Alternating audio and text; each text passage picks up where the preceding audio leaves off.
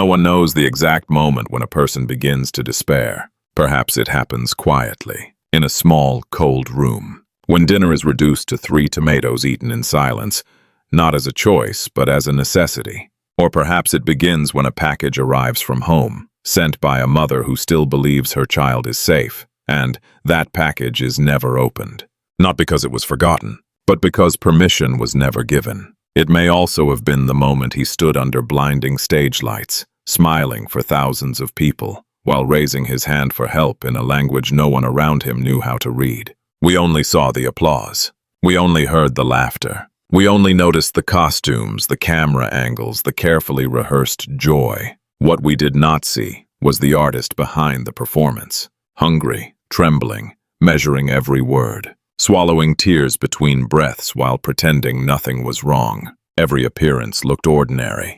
Every smile seemed harmless. Yet when we look back now, those gestures feel different, heavy, deliberate, as if each one carried a message meant for someone who never arrived. This is not a story about death. It is a story about the long, invisible days that came before it. This is the story of a man who lived beneath the lights while trapped in darkness. A man who continued performing while slowly disappearing. His name was Yu Menglong, and for years he lived like a ghost inside his own life. In the world of entertainment, hunger is supposed to be impossible. Lavish banquets are routine. Luxury is expected. And yet, again and again, Yu Menglong said the same thing with a soft smile when fans asked if he had eaten. "I just had 3 tomatoes." The words sounded casual, almost playful, but his eyes did not agree. Those 3 tomatoes became a symbol, not only of physical hunger, but of something deeper, a quiet starvation of dignity, warmth, and choice. On another occasion, when asked why he had lost so much weight, he smiled faintly and said, "I do not have money to eat." An artist followed by nearly 30 million people, a man whose image generated enormous profit. And yet, a sentence so simple, it should have been impossible. There were other details. He never ordered food that cost more than a small amount. He wore thin coats in winter. The gifts fans sent were never seen again. The packages from his mother were never opened.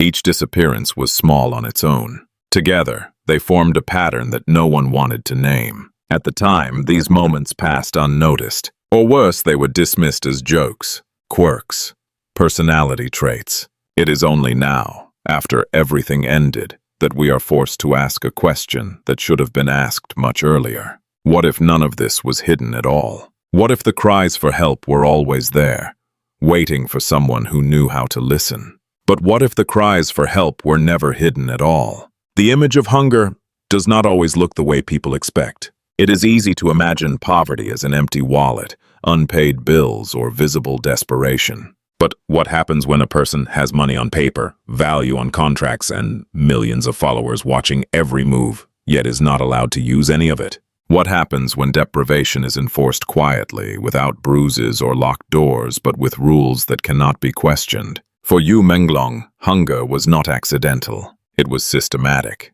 Those who worked near him later recalled a pattern that felt harmless at first. When the crew went out to eat, he always waited. He let everyone else order first. Only then would he point to the smallest, cheapest dish on the menu. When someone noticed and asked why, he smiled and said he ate lightly, because it helped him sleep. The explanation sounded reasonable. No one pressed further. No one wanted to appear rude. But repetition changes meaning. He never ordered food that cost more than a small amount. Not once. Even when others filled the table with dishes meant to be shared, he ate slowly, carefully, as if counting each bite. One colleague recalled that whenever food appeared unexpectedly, his eyes changed. There was a quiet joy in them. Not excitement, relief, as if he had been waiting longer than anyone realized. Hunger leaves traces, weight loss, shaking hands, fatigue. These were visible, but they were interpreted as the cost of hard work, long shoots, or artistic dedication.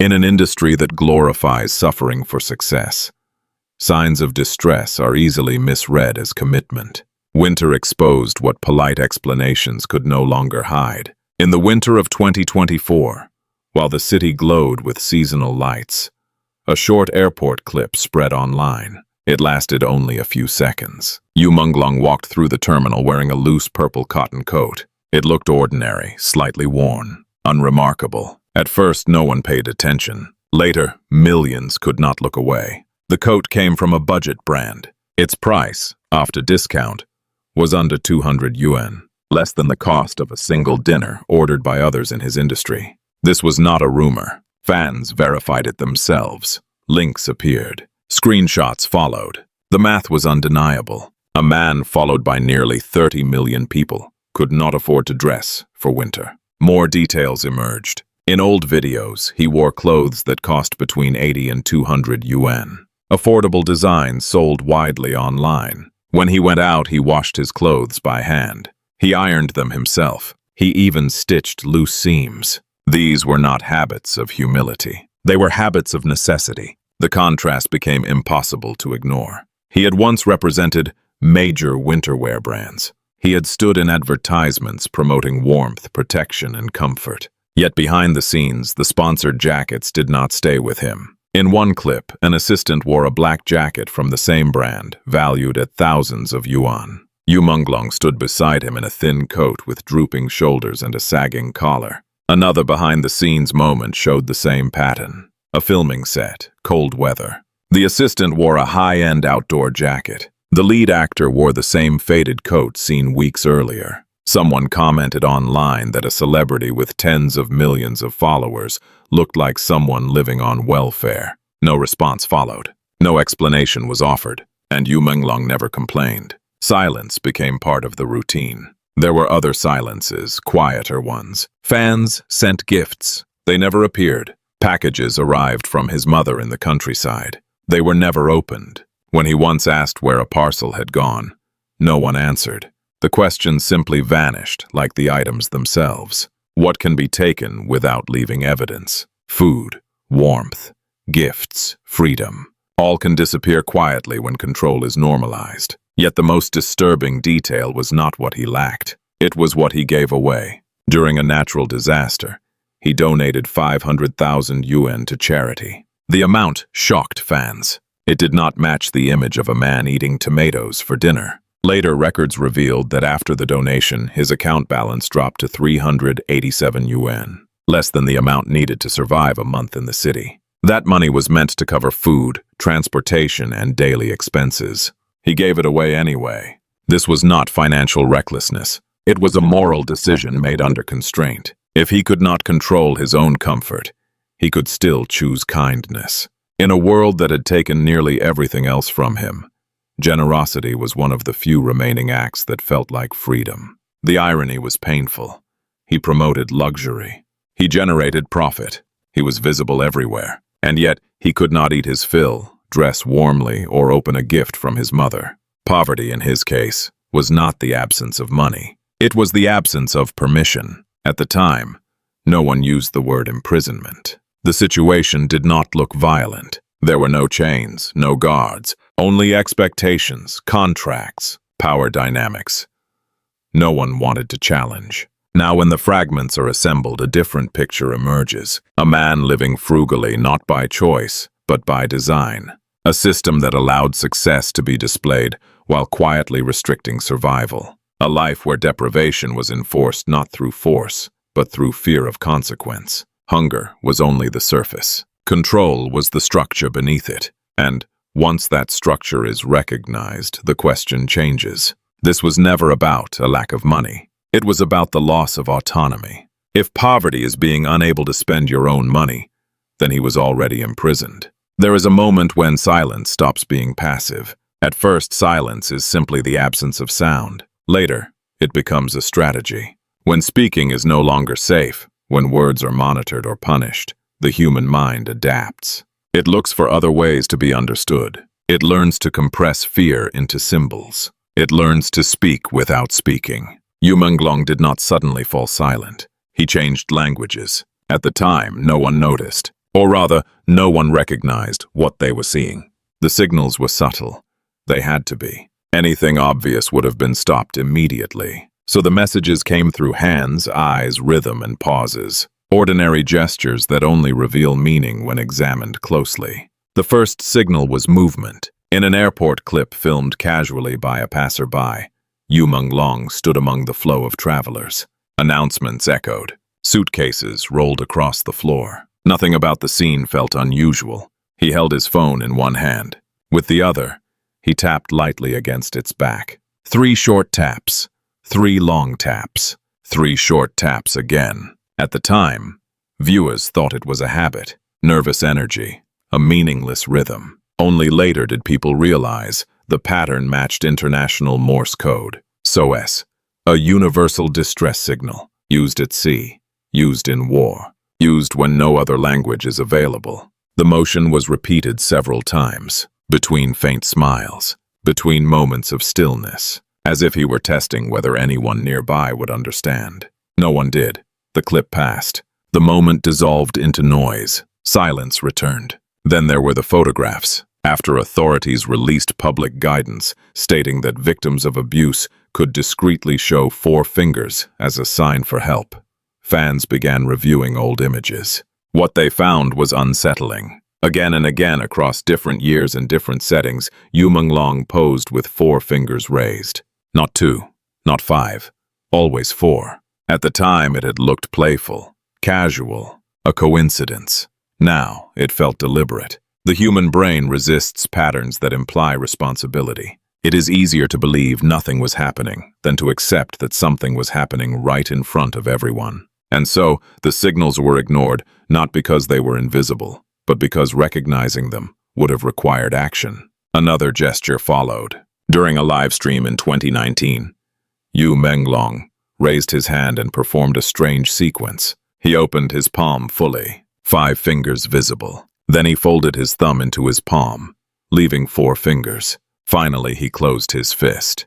5, 4, 0. It was an internationally recognized hand signal for help, a signal designed specifically for situations where victims cannot speak freely. Each movement mattered. Each step was intentional. What made the moment chilling was not the gesture itself, but where he was looking. He did not look at the screen. He did not look at comments. He looked directly into the camera lens, straight ahead, as if trying to reach someone beyond the interface, as if he were asking a question without words. "Do you see me?" The gesture lasted only seconds. It was buried beneath waves of digital reactions, hearts, laughing icons, comments praising his appearance. At normal speed, it vanished. Slowed down frame by frame, it became unmistakable. In one replay, a viewer noticed his lips moving. No sound, just breath. The words were faint but legible. "Help me." By then it was already too late. The world of online performance is not built to listen. It is built to react. Signals that do not fit entertainment expectations are filtered out by design. Distress becomes background noise when it disrupts the illusion. Yet he continued. The language of desperation grows more complex when it is ignored. In another moment, his hand lingered at unusual angles. His fingers paused mid-gesture longer than necessary. His smiles arrived late. His eyes searched the space around the camera, as if expecting interruption. These were not accidents. They were attempts to create cracks in the performance. But cracks are only useful if someone is willing to look inside them. We often imagine cries for help as loud, chaotic, and unmistakable. In reality, they are often restrained, coded, polite, especially when the person asking for help has been conditioned to believe that direct resistance will only make things worse. Yu Menglong never screamed. He never named names. He never accused anyone publicly. What he did instead was more dangerous. He tried to communicate within the system that confined him, using tools that could not be easily censored. Hands, rhythm, silence. Each failed attempt reinforced a painful lesson. If the signal is not understood, the cost of repeating it grows heavier. Hope erodes. The effort required to keep trying becomes exhausting. At some point, signaling turns into resignation. This is where many people misunderstand despair. They think silence means peace. They assume that when a person stops asking for help, things must have improved. In truth, silence often marks the moment when a person realizes that no one is listening. After the signals were missed, something changed. He smiled more carefully. He spoke less. His gestures became smaller. He withdrew into routine. The world interpreted this as maturity, professionalism, growth. But beneath the surface, it was retreat. When communication fails repeatedly, the human mind looks for another medium, one that carries emotion without explanation, one that can say what words cannot. For Yu Menglong, that medium was not speech, it was music. And when signals fail, there is only one language left. When signals fail, there is only one language left. When words fail, people turn to sound. Music does not require permission in the same way speech does. It moves through emotion rather than logic. It bypasses filters. It carries meaning even when stripped of explanation. For those who feel trapped, it becomes a last refuge, a place where truth can exist without being directly stated. For Yu Menglong, music had always been a place of safety. Long before contracts, schedules, and expectations tightened around him, it was where he could breathe. In his final months, it became something else, a channel, a final attempt to be understood. The moment passed quietly. A fan stumbled across an old video. Nothing about it seemed extraordinary at first. Yu Menglong was singing an English song, Way Back Into Love. His posture was relaxed. His tone was soft. It looked like an unplanned moment, just another fragment buried in an archive of performances. Then the chorus arrived. Instead of singing the original words, he changed them. Not dramatically, not enough to shock. Just 2 words replaced, way back home. The difference was subtle, but it altered everything. At that moment, his gaze lifted toward the camera. For a brief second, his eyes glimmered, as if catching something painful. Then they lowered. He stepped out of frame. His hand rose to his face. When he returned, his eyes were wet.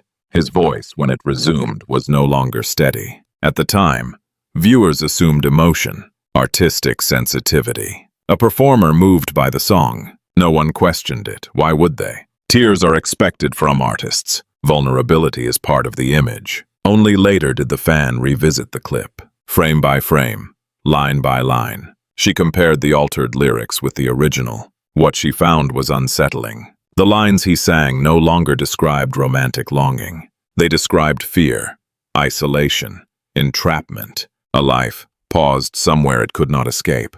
Wait, a shadow has fallen across the road ahead. I have been sleeping while fear crawls over my bed. I have been lost in loneliness for so many years, trapped in the cage of the past, unable to move on. When he sang the word home, his voice broke completely.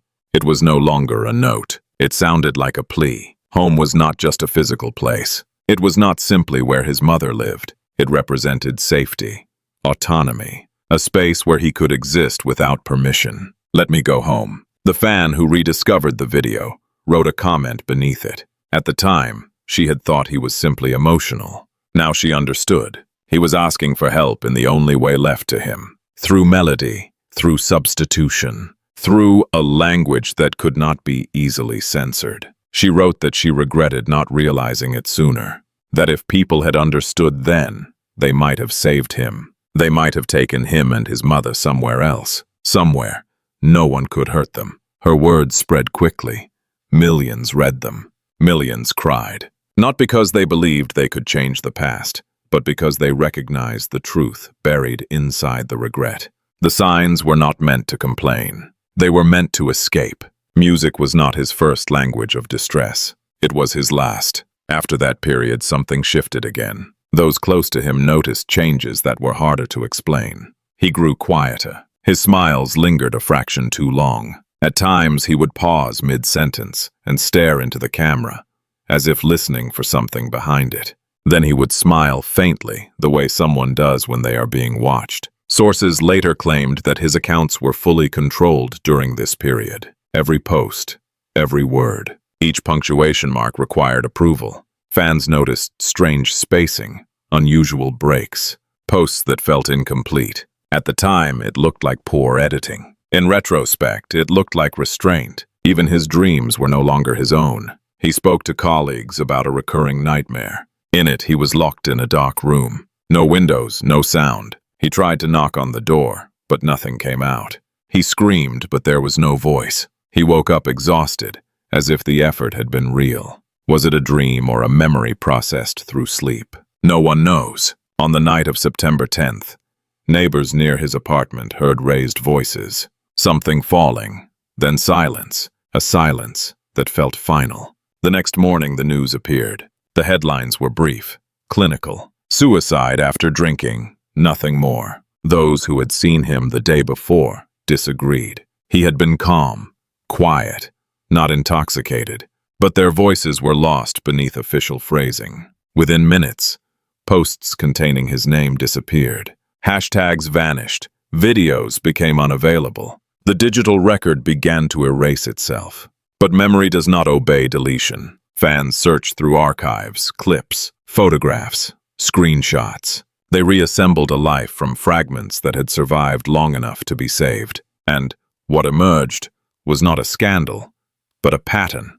A man beloved by millions. A man trapped by power structures he could not publicly confront. A man who tried repeatedly to tell the world he was being imprisoned without walls. The language of despair is rarely understood in time. It becomes clear only in hindsight, only after the voice stops trying. When the lights finally went out, what remained was silence. No director calling action, no camera rolling, just an empty space where his presence had been. People often say a star dies only when no one remembers its light. In this case, memory arrived too late. Understanding followed absence. Yu Menglong did not disappear. He became a mirror, a reflection of an industry that rewards performance and ignores pain. A system that sees, hears, and still chooses not to listen. We watched, we reacted, we applauded, but we did not understand. And when we finally did, he was already gone. By the time the world understood his language, he had already stopped speaking. When the stage lights go out, silence feels different. There is no applause to soften it, no music to guide emotion, only the absence of a voice that once filled space without ever truly being heard. In the days following Yu Menglong's death, the world reacted the way it always does. Shock, grief, questions. But beneath those reactions lay something far more unsettling. Recognition. Every fragment that had once seemed insignificant was suddenly re-examined. The cheap coat, the 3 tomatoes, the unspent money, the hand signals, the altered lyrics. None of them had been hidden. None of them had required special access or insider knowledge. They existed in plain sight, scattered across screens and stages, waiting to be understood. The tragedy was not that the signals were too subtle. The tragedy was that understanding them would have required responsibility. It is easier to mourn than to intervene, easier to remember than to confront, easier to say we did not know than to ask why knowing felt inconvenient at the time. Systems depend on this hesitation. They survive on silence, disguised as neutrality. Yu Menglong was not destroyed by a single moment. He was worn down over years, by restriction framed as management, by control labeled as professionalism, by a structure that rewarded compliance and punished resistance without ever needing to raise its voice. This is why his story cannot be reduced to a headline. It is not simply about suicide, nor is it about individual weakness. It is about what happens when a human being is treated as a resource rather than a person, when value is extracted while autonomy is withheld, when pain becomes acceptable as long as it remains invisible. We often imagine imprisonment as something physical. Bars, locks, guards. But the most effective prisons are intangible, contracts that cannot be challenged, power dynamics that cannot be named, fear that does not need to be spoken aloud. By the time those walls become visible, they have already done their work. There will be no trial to deliver closure, no verdict to assign responsibility neatly. What remains instead is a question that lingers uncomfortably. How many others are living inside similar cages right now? How many people are signaling for help in ways that look ordinary because we have not learned how to read desperation unless it is loud?